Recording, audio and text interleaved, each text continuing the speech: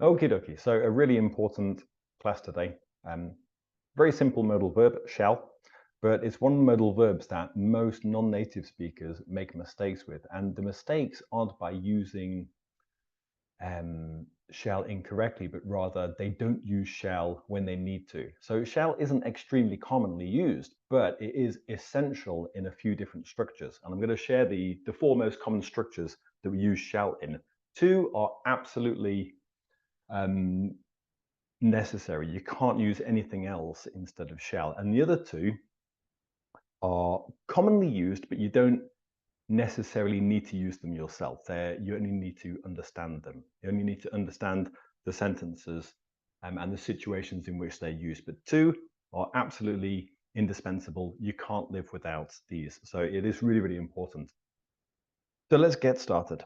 Okay, so I'm going to give you the four most common situations in which shall is used. And the first situation is looking at question tags with let's. So I'm going to share these three different ways of saying the same thing.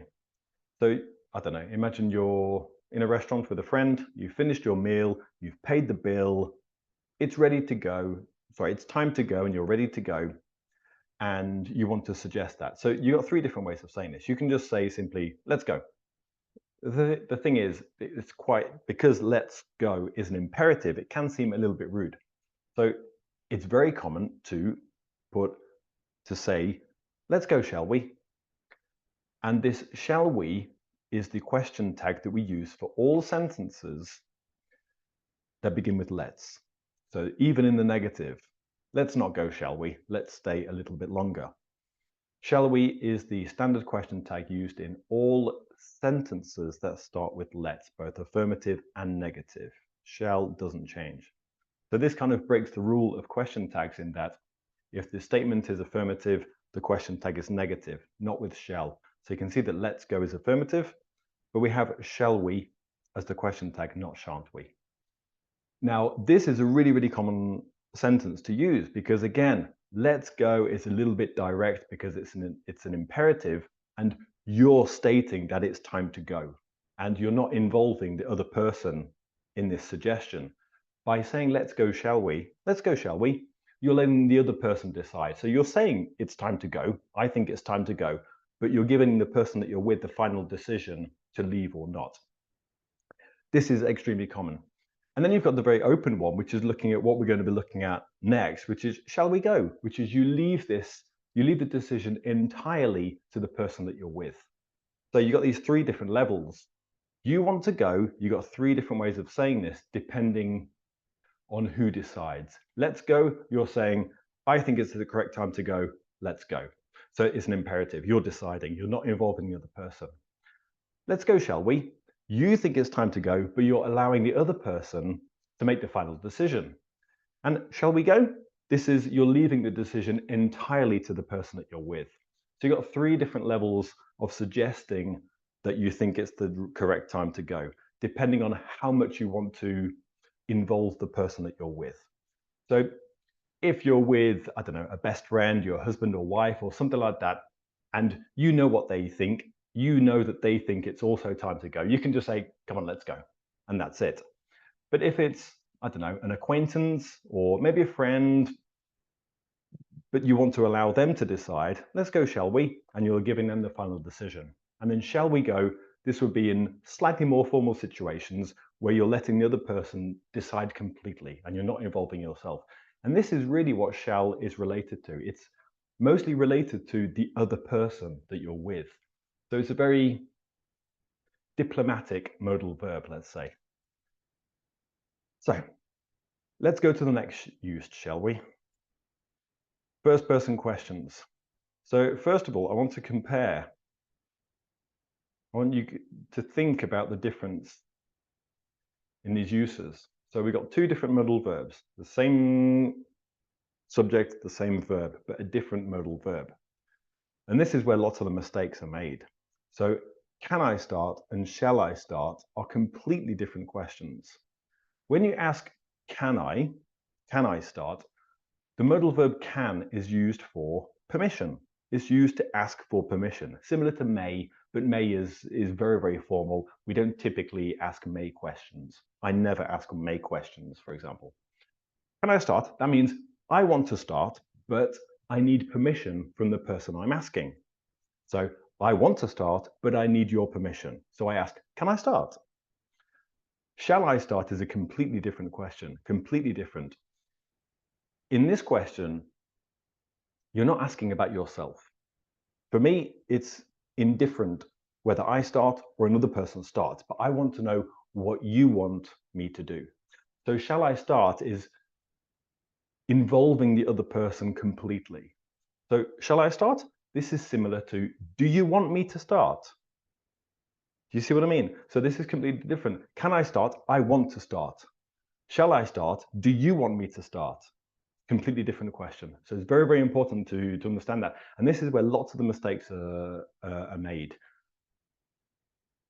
Most non-native speakers that I come across nearly always make mistakes with this. They use can I start, or they simply use a present simple question. Do I start?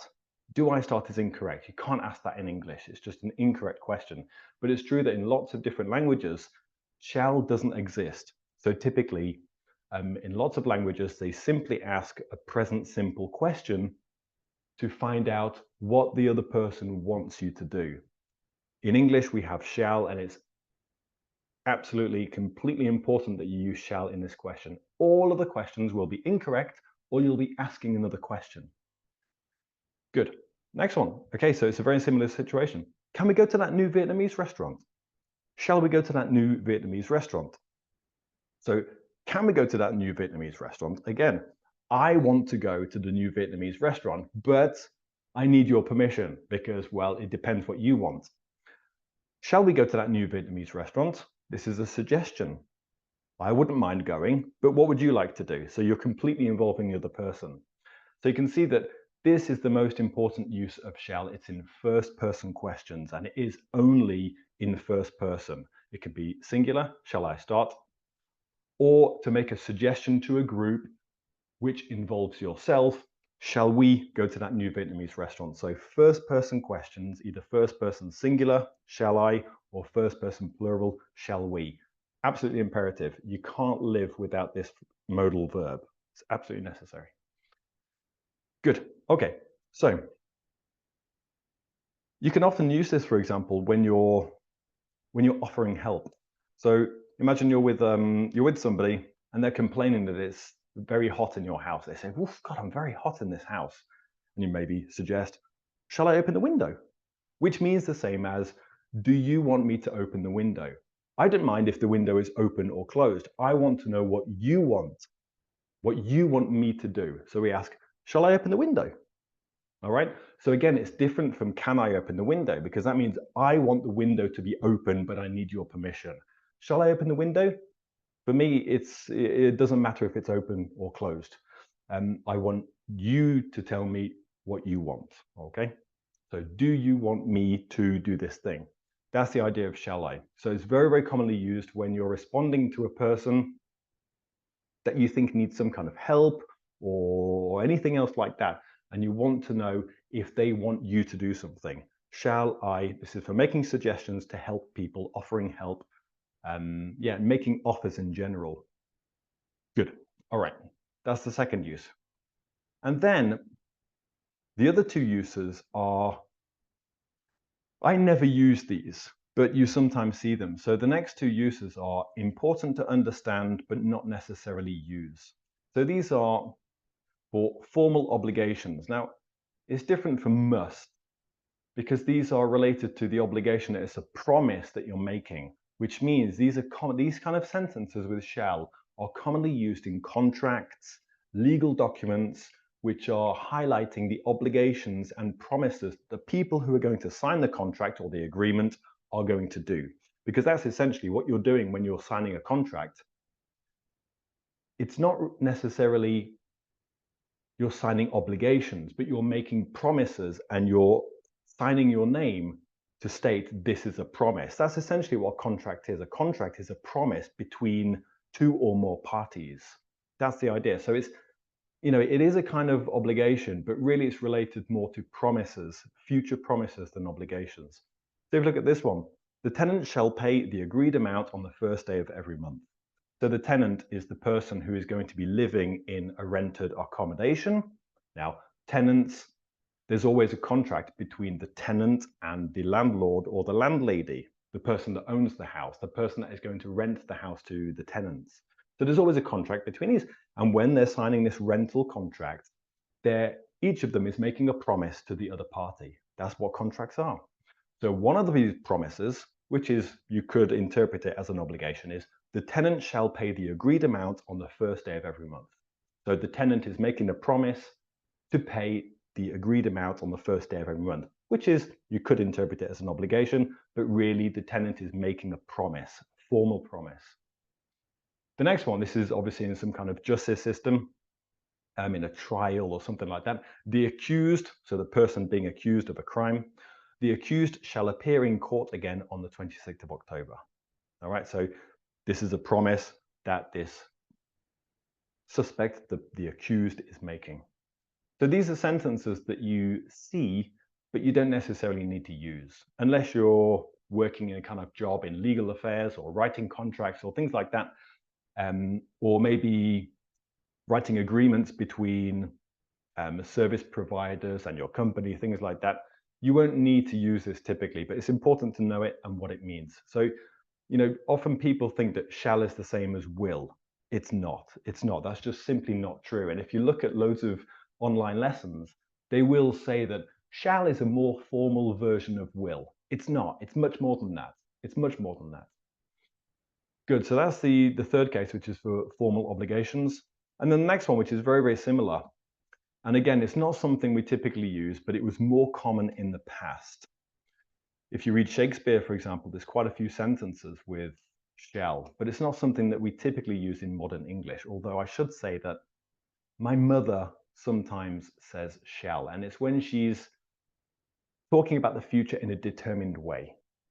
So this first sentence here, I shall never forget the help you gave me. So the person is promising that they will never forget. So this is the thing, it's like a promise of will, future.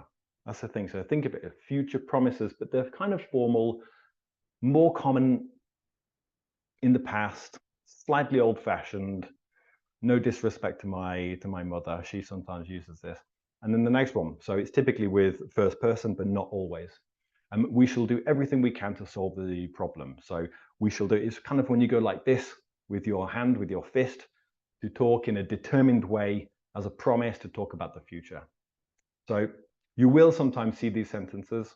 You'll sometimes hear them, particularly if you're watching series that were set in the past, maybe period dramas, or if you're reading a book that was set in the past, you'll see many more sentences with shall. It's not typically used in modern English very often, but it's important to know because, again, it is slightly different from will in these sentences. You're talking, you're promising, you're talking in a determined way about an action that you'll do in the future. So it's will in the future as a promise. All right, so you're determined to do this action. And that's that, guys. So yeah, really important. Do not forget this. As I said, the first two question tags with let's, really, really important, very, very commonly used. And then first person questions, shall I start? And shall we go to that restaurant? These are talking about, making suggestions or asking what the other person wants you to do. You cannot live without shall, so I suggest you start using it. And yeah, that's it. I'll see you in the next class.